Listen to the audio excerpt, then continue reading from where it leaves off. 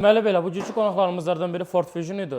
Bu avtomobil sahibi deməli alan adamla bir yerə yaxınlaşıb bizim servisə. Bu avtomobili biz check-up elədik, yoxlanış elədik. Mühərrik sisteminə tutmuş, askı sisteminə qədər, elektronikasına qədər hər bir şeyini yoxladıq. Ciddi bir problemlər yoxdur. Olan problemləri də qardaşa qeyd elədik. Avtomobil alan şəxsə qeyd elədik. Deməli, avtomobil 1.5 motordur və nəzərinizə çatdırmaq istəyirəm ki, bizim servisdə alqı-satqı yoxlanışı zamanı elektronikası, sürətlə qutsu, mühərrik sistemi, askı sistemində nə problemlər varsa xərc olaraq çıxardılır və gördüyümüz bütün problemləri aşkar eləyirik. Bunların hamısına biz cavab deyirik bugünkü gün üçün ki, yəni qoyduğumuz bütün diaqnoz %100 düzgündür və daha rəsmi formada olması üçün yaxınlaş bura.